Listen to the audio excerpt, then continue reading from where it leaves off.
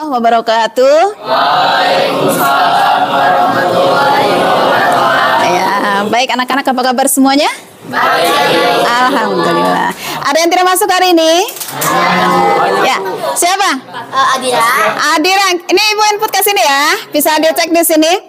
Iya, Bu. Ya, Adira sakit. Iya. Kemudian Elasara sakit. Iya. Oke, berikutnya siapa lagi? Rogalia izin. Roro Galia ya. Iya. Oke, izin. Terus Sama Siraj sakit. Syauki. Siraj. Oh, Siraj, ini Siraj ya. Oke, ya. Ini 4 orang yang tidak masuk hari ini karena sakit ataupun ada keperluan. Kita doakan semoga yang sakit segera disembuhkan ya. Kemudian yang izin karena ada keperluan, mudah-mudahan dilancarkan keperluannya. Amin. Oke, ya. Baik, pada kesempatan kali ini kita akan belajar mengenai materi pasar, ya, pasar. Nah, tapi sebelum kita ke materi pasar, siapa yang masih ingat materi yang sudah kita bahas sebelumnya? Keseimbangan pasar, betul. Apalagi? Elastisitas. Oke, betul. Ya. Kurva elastisitas. Coba Ibu minta 1 orang. Apa itu elastisitas yang kemarin? Silakan. Saya Husna Faliha. Itu merupakan salah satu variabel untuk mengukur persentase perubahan satu variabel ekonomi dalam menanggapi persentase perubahan yang lain. Iya, betul ya. Tepuk tangan untuk Zahra dan kalian semuanya. Oke. Ya. Oke. Nah, tujuan pembelajaran kita pada hari ini adalah kalian mampu memahami apa itu pasar, kemudian memahami jenis-jenis pasar, contoh-contoh pasar yang ada di sekitar kita gitu ya. Sehingga nanti kalian bisa memberikan apa saja contoh yang ada di situ, ya. Nah, sekarang sebelum kita ke materi berikutnya, Ibu akan adakan asesmen awal terlebih dahulu, ya. Silakan kalian siapkan handphonenya. Ibu akan buka untuk asesmen awalnya. Ya, silakan di-scan. Ya. Dicoba semuanya diupayakan bisa masuk. Kalau yang tidak bisa mengambil scan, bisa mengetikkan www.menti.com. Kemudian masukkan kodenya 11989297. Jangan lupa rename, ya, diganti namanya sesuai dengan nama asli kalian. Ya. Sudah siap? Coba gini ya, Ibu bacakan ya. Pasar yang penjual dan pembeli jumlahnya sangat banyak dan memiliki barang yang homogen merupakan jenis pasar sempurna. Iya, betul. Jawabannya adalah pasar persaingan sempurna. Ini ada sebanyak 31 orang menjawab benar. Kemudian 12 orang masih menjawab salah. Akhir. Kita lihat pemenang kita hari ini. Ya. Pemenangnya adalah Maverick. Iya. Oke. Selamat ya untuk Maverick sudah berhasil memenangkan kuis ini. Mudah-mudahan nanti bisa menjadi inspirasi buat teman-teman yang lain untuk belajar lebih giat ya. Oke, ya. Baik, untuk asesmen awal kita sudah cukup. Kemudian kita akan lanjutkan ke pembelajaran kita ya. Kita akan masuk materi mengenai pasar. Materi yang akan kita sampaikan adalah pasar persaingan sempurna, kemudian pasar persaingan tidak sempurna, pasar monopoli, pasar oligopoli, kemudian pasar monopolistik, dan nanti terakhir adalah referensinya dari apa saja, gitu ya. Nah, berikutnya pasar persaingan sempurna, ya.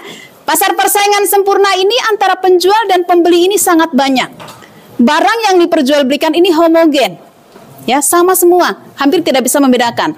Contohnya adalah tadi pasar apa tuh? Beras. Pasar beras, kemudian pasar buah, pasar ikan. Itu kan jenis barangnya hampir sama semua. Gitu ya. Itu contoh pasar persaingan sempurna. Penjual dan pembelinya sangat banyak. Tuh. Berikutnya adalah, nah ini ciri-ciri pasar persaingan sempurna. Ya.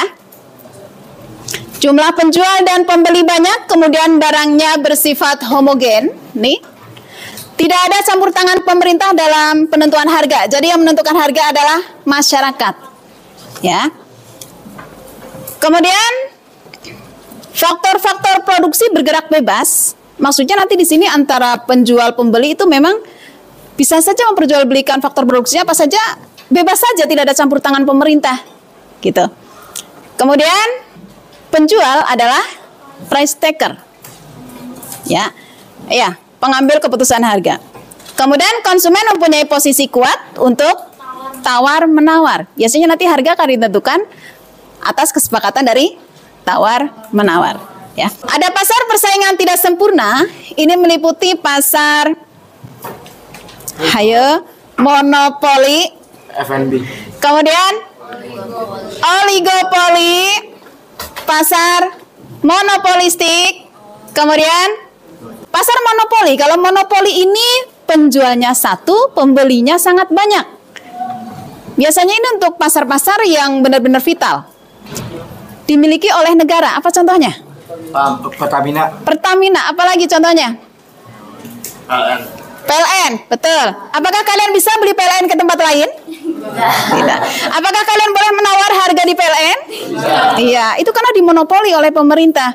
Jadi mau berapapun harganya ya masyarakat beli segitu. Karena nggak ada tempat lain untuk beli kan ya? Itu pasar monopoli. Penjualnya hanya ada satu, pembelinya sangat banyak, yaitu masyarakat. Ya. Nah, berikutnya ada pasar oligopoli. Oligopoli ini hanya ada beberapa, tidak lebih dari 10 perusahaan. Contohnya, perusahaan mobil. Coba kira-kira mobil itu berapa itu perusahaannya? Iya. Ya. Kemudian provider, yang kamu tahu provider seluler itu ada berapa? Ada 5, Bu. 5. Jadi tidak banyak ya. Jadi nanti bisa kalian hitung saja, apa saja contohnya. Itu termasuk oligopoli, karena ini sangat sulit untuk memasuki pasar. Artinya kalau mau masuk ke situ, dia harus benar-benar menguasai pasar dan harus punya modal yang besar.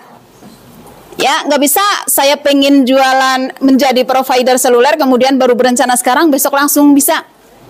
Bahkan untuk menembus yang sudah ada itu akan sangat sulit. Contohnya, provider yang kalian ketahui yang paling populer apa? Telkomsel. Telkomsel misalnya. Ya, ada merek lain nih, ada provider lain yang baru-baru misalnya apa? Bayu. Kalau Bayu Telkomsel juga kan? Iya, Bayu. Yang lain, coba yang lain. Tri misalnya. Tri untuk menembus saingan sebagai Telkomsel itu Nggak bisa. susah. Karena Telkomsel sudah memiliki keunggulan tersendiri, bahkan mungkin kalau dibilang lebih kuat dibandingkan seluler yang lain, provider yang lain, gitu ya. Nah, yang terakhir adalah pasar monopolistik. Monopolistik ini pasarnya jenis barangnya hampir sejenis, tapi berbeda, ya. Coba nih Neng, kamu sedang memegang apa? Botol. Isinya apa? Air apa? Air mineral. Oke. Apa yang kamu tahu tentang air mineral yang paling populer? Aqua. Kalau kamu menyebut ini apa? Apakah Aqua? Enggak.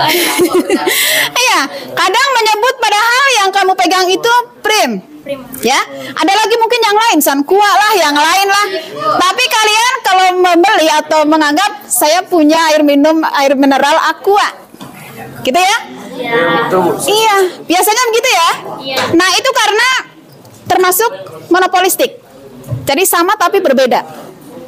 Ya, berbedanya kenapa? Punya karakteristik khusus di situ. Ya, keunggulannya mungkin banyak. Ya, dari pasar monopolistik. Kemudian ada lagi misalnya, ada yang menggunakan sampo. Sivan, kamu suka menggunakan sampo apa? Sampo itu hijab, Bu. Sampo hijab. Oke, sampo hijab. Kenapa? Karena halal. Apa yang lain tidak halal? Nggak tahu sih, saya pokoknya ada halal aja. Oke. Ya.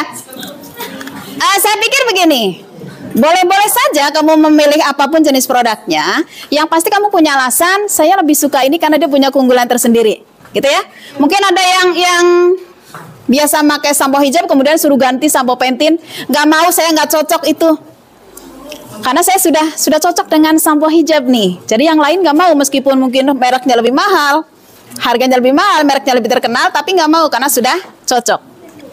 Contoh lagi, kalau orang suku daerah tertentu, kalau orang Padang misalnya, dia jenis makanannya itu lebih ke apa rasanya? Pedas. Pedas, oke. Iya, kemudian kalau orang Jawa apa? Manis. Orangnya apa makanannya? Dua-duanya. Ya. Terus kalau orang Sunda bagaimana? Makanannya? Apa?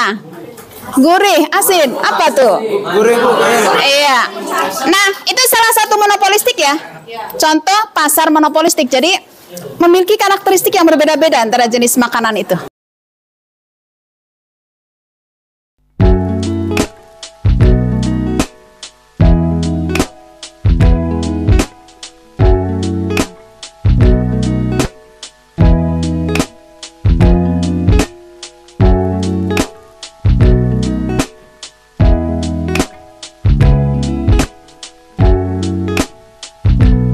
Oke?